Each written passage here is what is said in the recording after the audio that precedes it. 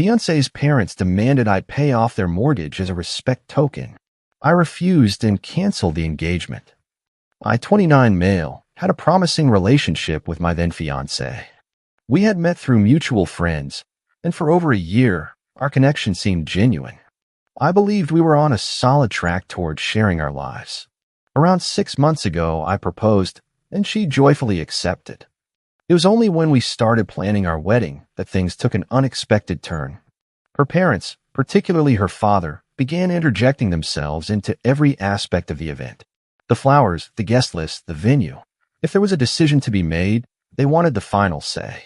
But I mostly brushed off their strong opinions, figuring it was normal for future in-laws to have a vested interest in their only daughter's big day. I had no clue how deeply their entitlement ran. At first, it was small remarks from her mother, hinting that I should contribute more to the wedding expenses.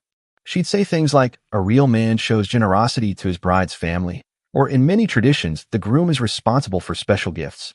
I wasn't entirely comfortable with these comments, but I thought maybe it was a cultural difference or just a benign request for me to show them I was serious about taking on responsibilities.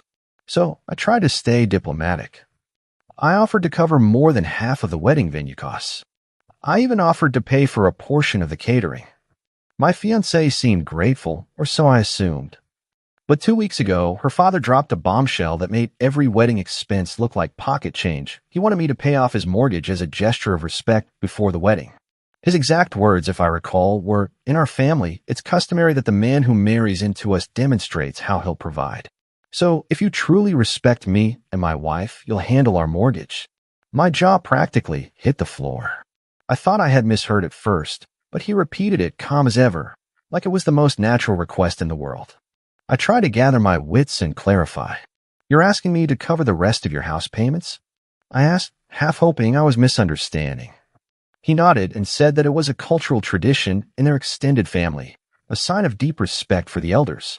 I'd never heard my fiancé mention any tradition like this. My father was taken aback when I mentioned it to him later. In fact, none of my fiancé's prior statements had prepared me for anything so large-scale or financially reckless. Naturally, I pressed the issue with my fiancé. "Is this something you knew about?" "Because I sure didn't," I said. She admitted that she was aware her parents might request something big, but she had hoped it would be more symbolic, like a generous wedding gift or a bigger reception. Even she was stunned that they demanded I pay off the entire mortgage. However, instead of telling her parents it was unreasonable, she tried convincing me that we could figure it out. Maybe take out a personal loan or see if I could tap into my savings. I couldn't believe she was entertaining the idea. It wasn't just a financial impossibility. It felt like blatant exploitation. My discomfort grew when I realized her parents were not treating this as a request, but an expectation. Within days, her mother mentioned it again, calling it a small price to pay for joining their family. I wish I could say that was the final straw, but their entitled behavior only escalated, revealing more manipulative tactics than I ever thought possible. A few days after the initial mortgage demand, her parents started laying out their reasons why I should comply. Over dinner at their home, her father launched into a speech about family honor and how men in their circle always take responsibility for the family's well-being. He flaunted stories of relatives who allegedly bought lavish gifts for in-laws or financed entire businesses as part of wedding traditions. To me, it sounded like a brag fest designed to corner me into feeling inadequate if I refused.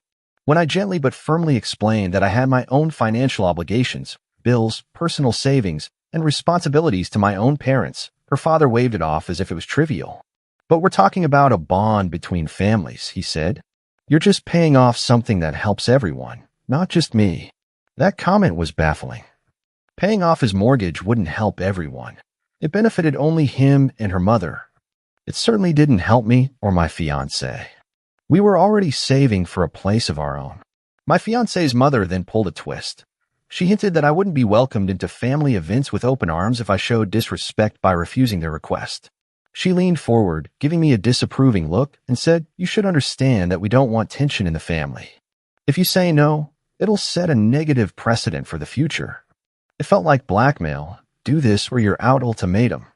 That evening, I confronted my fiancée in private, hoping she would see reason. Instead, she seemed torn but still tried to mediate. "Let's calm down and see if we can work something out. Maybe you pay half now and half in a year." Her parents' mortgage was not a trivial amount. We were talking tens of thousands, if not more. They apparently still had a considerable balance. The suggestion that I sign up for such a massive financial responsibility, purely to placate them, bordered on insanity in my eyes. I asked her point blank how she could expect me to do this, and she said, "I just don't want to upset them." That response crushed me. She was more concerned about keeping her parents happy than about building a stable, equitable foundation for our marriage. A sense of betrayal kicked in. I tried to see it from her perspective. Maybe she grew up with such controlling parents, so this seemed normal to her. But from my vantage point, it was a glaring red flag. I started wondering if this was just a glimpse into what my future in this family would look like. How many more respect tokens would they demand over the years? The turning point arrived when her father requested a private meeting to sort out the details. We met at a cafe. I walked in guarded and cautious. He was already sipping a drink, flipping through a folder. After we exchanged brief pleasantries, he laid out paperwork that itemized his mortgage balance, monthly interest, even a schedule of how soon it could be paid off if I made large lump sum payments. It was shocking how methodical he was. He acted like we were finalizing a business transaction. He even pointed out that once his mortgage was cleared, I might gain respect from the rest of his family and become something of a local hero. I felt physically ill at his boldness. "I'm not comfortable doing this," I said. "It's not my responsibility to pay off your mortgage." Without missing a beat, he called me disrespectful and questioned whether I truly cared for his daughter. That was the moment my internal alarm bell screamed. This wasn't just a weird tradition. It was an outright extortion attempt wrapped in family honor. And I wasn't about to cave in. After that tense meeting, rumors began circulating among some of her extended relatives, people I barely knew, claiming I was too cheap to take care of the family. Her mother must have been stirring the pot, painting me as a guy who was leaving them high and dry. I also started hearing from mutual friends that my fiancée complained I was being stubborn. This stung me the most, the fact that she never once stood up for me or told people how outrageous her parents' demand was. Instead, she let the blame fall squarely on me. Yet the most shocking part came when her father threatened to derail our wedding. He left me a voicemail stating that if I didn't agree to the mortgage terms within the next few weeks, he'd instruct her mother to cancel wedding bookings. "Don't think we're bluffing," he said, voice calm. "We have the deposit. We can shut this whole thing down." Essentially, they claimed all the major reservations were under their name, and they'd effectively sabotage the ceremony if I didn't pay up. The sheer audacity of holding the wedding hostage was mind-boggling. I considered walking away right then. But I'd already invested time, money, and emotional energy into this engagement. I was also clinging to the hope that maybe my fiancée would finally see how manipulative her parents were being. However, when I confronted her about the voicemail, she didn't condemn her father's actions. She asked if there was some compromise. Maybe you can loan them a partial amount, and they promise to pay you back after a few years. The notion of handing her parents tens of thousands of dollars, under the vague promise of repayment, made me feel sick. And I was furious that she even entertained the idea. In a fit of frustration, I mentioned that their demands could be seen as a form of extortion. She became defensive, insisting that I was overreacting, that this was just how they do things. I countered, if this is how they do things, then I don't want any part of it.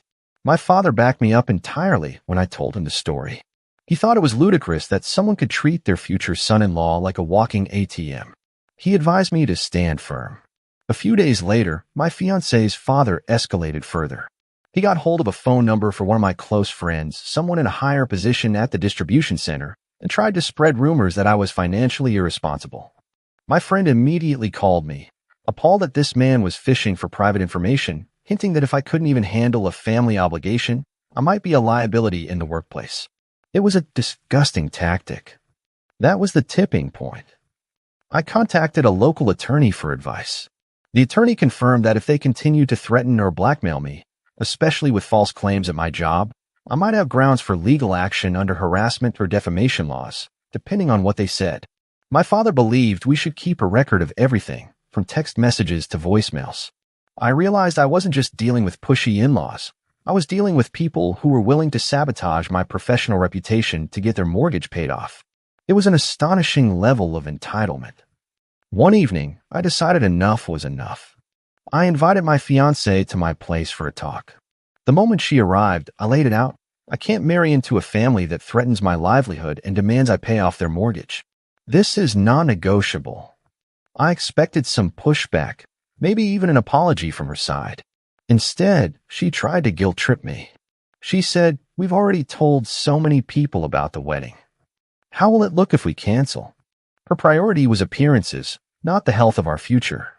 I pressed further. "You realize your parents could ruin my career with their stunts? They're actively contacting people I work with." She shrugged it off, suggesting that maybe I should just give in and avoid the hassle. That was the moment I knew my relationship was on the verge of collapse. She was basically telling me to sacrifice my financial security and sense of dignity just to maintain peace with her parents. Then came the final confrontation. Her father showed up unannounced at my doorstep. He claimed he had one last offer, which was essentially a payment plan for the mortgage, with a timeline spelled out. I shut the door in his face. He tried pounding on it, saying, "We're family, let's talk like adults." But in my eyes, family doesn't extort each other. Right after that debacle, I called my fiancée. "I'm done," I told her. "I can't be part of this wedding." The engagement was officially off. I still remember the silence on the line before she muttered, "You're making the biggest mistake of your life." Possibly. But I'd rather make that mistake than spend decades under her parents' thumb. In the following days, her parents resorted to further harassment. Multiple texts and voicemails demanded I reimburse them for the wedding deposits they'd made, money I never asked them to spend on my behalf. They threatened small claims court, claiming I'd wasted their money.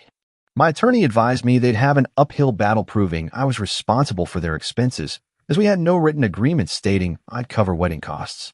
So I politely told them to take it up with their own pockets. The final blow came when they tried to smear me online. Her mother posted on social media, accusing me of being a deadbeat who led their daughter on and refused to follow tradition. But people who knew me personally saw through it. They understood I was being bullied into a massive payout.